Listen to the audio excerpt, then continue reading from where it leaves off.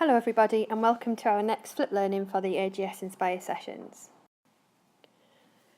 We've been looking at how we can further develop our AGS Success programme, and our research is telling us that in order for our students to be able to use our revision strategies and quizzing strategies that we're providing with them effectively, they need to be able to actually identify the key information and vocabulary they need to learn. Therefore, the next steps we're going to take is to make sure that staff and students are very confident with the skill of summarising.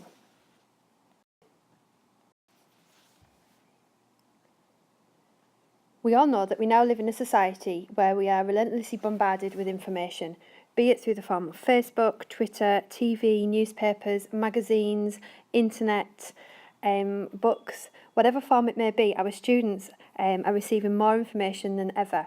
And it's down to us as staff to make sure that they haven't got information overload and that they know exactly how to prioritise, how to summarise and how to slim down what they need to learn for an exam.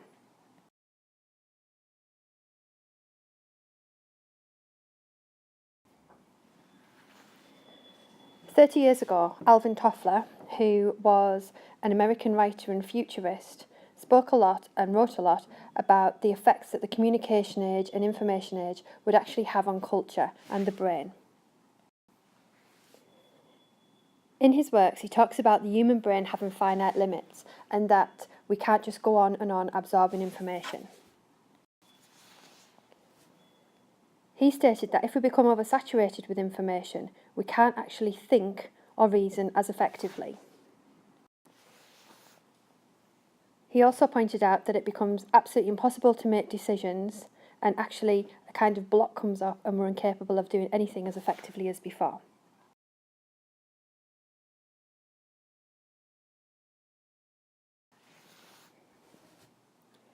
At the time, not many people actually bought into his way of thinking, but 30 years later, a lot of research has been done into how the brain processes information, and today scientists do agree that he was right.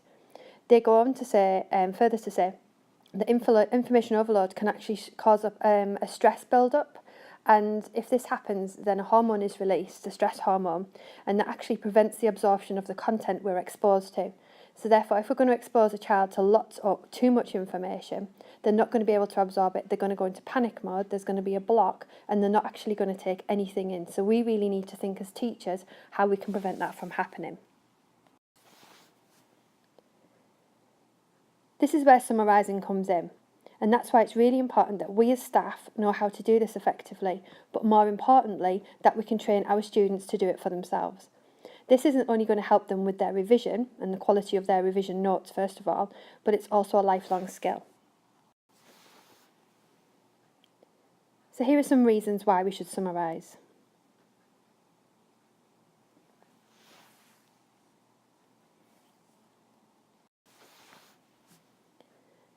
As a school, we could help students to do this really effectively if we're very consistent in our approach to how we summarise information.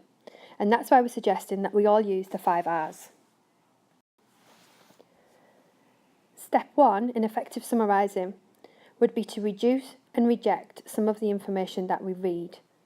As staff, in order to do this, we need to have a really good understanding of our objective. We need to know exactly what it is the student needs to be able to do, i.e. what skills, what vocabulary they need for an exam. We need a really good understanding of the mark scheme that goes with exam questions in order to be able to pick out exactly what is it essentially that the students need to be able to do, and then we can actually pare it down and we can get rid of some of the rest. A key part in the memory making process is then actually to internalise that information and reword it. Actually putting something into our own words while still keeping some of the key vocabulary on it, obviously, really helps us create those long-lasting memories. And the final stage of the summarising process is to then reproduce and repackage the information. And that is exactly how as it says. We're going to reproduce it, we're going to rewrite it, and repackage it. It doesn't have to keep the same format, and in the session we're going to be looking at ways that we can actually really present that information to make it more learnable and more eye-catching for our students. At this point, I'd really like you to pause the recording and make a note of the 4 questions. Please answer these questions over the next 3 slides and bring your thoughts along with you in the form of notes to our session on Tuesday. So number 1, if you were a student, how would you feel revising from this? As we go through the next 3 slides, you'll have examples of revision notes to be able to answer that question. What are the positives and negatives of each? As a student, where would you start if you had to revise from this? Which strategies would you use? And a very important question, are you confident that your students would use the same processes? Would they tackle revising from these resources in the same way as you?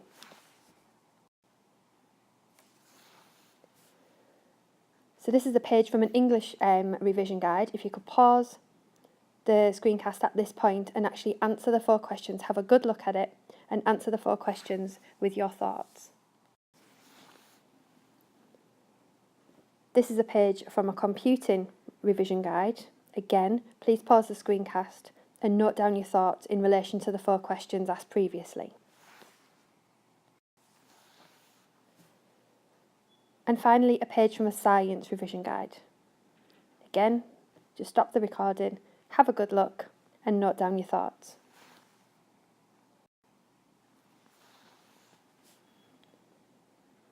In Tuesday's session, we're going to have the opportunity to go through our answers to the 4 questions, really share our ideas, see if we see things differently from other people. We're then going to look at strategies to help students to summarise and actually what makes summarising effective, and then you'll work in faculties and teams to actually reproduce, to summarise pages of a revision guide of a topic that you'll soon be teaching. We'll have some copies with us. If you've got a copy of a revision guide that you use, then please bring it along.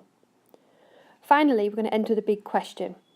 And at the start of the session, you're going to be asked to give one argument for and one against this statement. Revision guides aid revision. If you could think, please, of an argument for and an argument against and bring those along with you, then that would be great.